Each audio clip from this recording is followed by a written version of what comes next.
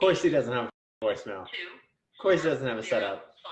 523 is not available. The mailbox is full and cannot accept any messages at this time. Goodbye. So there's nothing I love more than you guys hanging out with us here on the Refinery. So here are some of my highlights, some of my favorites from seasons 1 and 2 as we get ready to roll into season 3. Each guy is bringing something different. I love Jon, I love Colt, and here's a little bit of something each one of these amazing guys bring to the table here at Refinery. So check it out.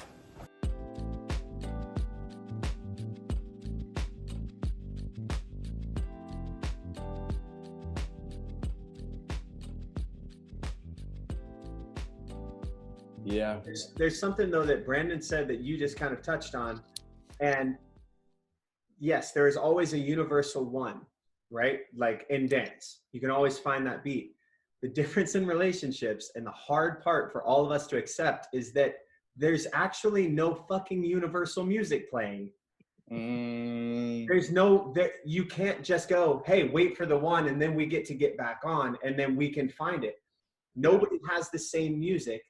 No, like there is no fucking music. Like there's no music. There's no music, but there's still a dance. There's still, you can partner somebody and you can feel that vibe and you can be in sync with somebody without music.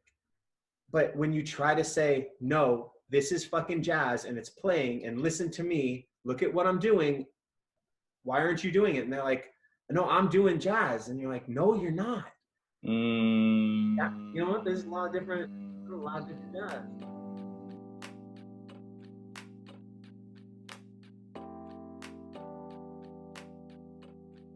I had it interesting as Brandon. I grew up as a single mom. I mean, my dad was someone in the picture, but from a phone, as I've explained in the past. And so he would send like gifts and stuff like that. But my mom was the one who set up Christmas tree and she did a big nativity. I mean, my mom, I don't know if I've ever shown you guys her picture. Her nativity literally hits the ceiling. It's literally a mountain that she does. And it's like, I've had friends who literally want to come over the holidays just to see what she does, because she'll do a whole Christmas village on the bottom and then all the animals and everyone coming to the top of the little nativity scene. And so it's a big thing. And my mom loves holidays. And I think I've mentioned in the past, my mom's like a student registrator.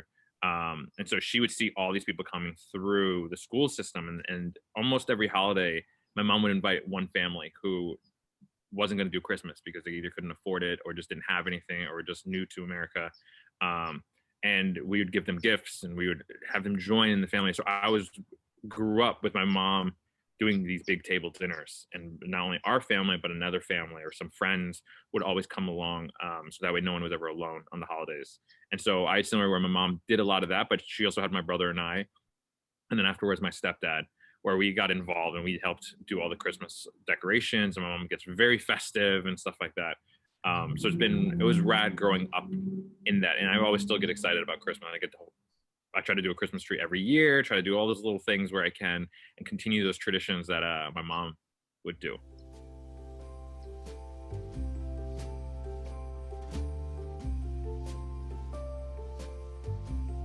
There's so much magic. I mean, listen, there's a reason part of love is what it is. You know, when I watch your live chats, when I watch the videos back, when she hops on at the end of our calls, there's something about what you share with Ange. And even though the Refinery is about, we're focusing on men refining themselves personally and doing the work and mental health and all that stuff, but love is a major part of refining yourself, loving yourself, but then loving yourself in a way because you want to attract what you said, right? That person that at 6 a.m., you're the person that's the person I want to be talking to at 6 a.m. in that diner. And then wake up a couple hours later and talk some more. Mm-hmm. And then go for a walk and then say nothing for the afternoon. And then later that night, have pasta and some drinks, maybe have a little fun and do it again the next day and the next day and the next day and the next day. So when you share that, and this isn't my memory yet, but I'm just so grateful that people are getting to watch and witness, like, this is what real brotherhood looks like to me, is when our journeys are helping the other person on their journey. Like Jon shares stuff all the time that hits home for me. hits so close to home. Even how you prompt your questions, what you think about in your private time, your personality, how people perceive you, that inspires me to be a particular way in the world. And Colt, for Jon and I, you're our thing we're chasing after, right? And you're prepping us and giving us things that when we get into a situation with our wives, we can think back. Episode 2, at 14 and 35 seconds, Colt said, do this in an argument. I'm going to win this argument now because Colt told me what to look for. And I need to make a niggeroni right now. Yes, that's what I'll do. So thank you for being that for us. You're not intentionally trying, but because you're sharing your stories, there's nothing we can't help but take it in, soak it in, and say, aha, that's what I want to pull away from. And you're living out the very thing you said you wanted. You were looking for your partner. You were looking for the person you could share life with. And that's something, going back to Matthew McConaughey, he said, I always wanted to be a father. Before he was ever an actor, he said, I always wanted to be a father, because his dad didn't really take to him that well. His dad put him off on his mom and said, that's your son, Kay. That's your son. And so he didn't want to do that. So he intentionally was like, when I become a dad, I'm going to love my kids, X, Y, and Z. And then he met his wife and he loves her to death. But he really, really wanted to be a father. And no matter what job he did, no matter what he booked, no matter where he went in the world, his goal was to still be a father. And you had your goal of finding your person to do life with. I'm off topic as shit, but there's something here for anyone listening. Like, you can do all the things you want in the world, but it's okay to have something you're striving for. It's what gets you up in the morning. It's what's going to push you. It's what's going to drive you. It's what's going to encourage you. It's going to make you do the work. It's going to make you reflect. It's going to make you look at your shit. It's going to make you look at everything we talk about on here and everything Part of Love teaches us and everything Jon is bringing with creating Refinery. It's all helping you get closer to the very thing you want in life.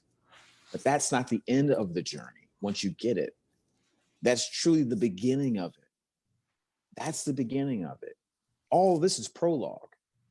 All of this is the intro. So there is a special guest, and it's not who you think it is.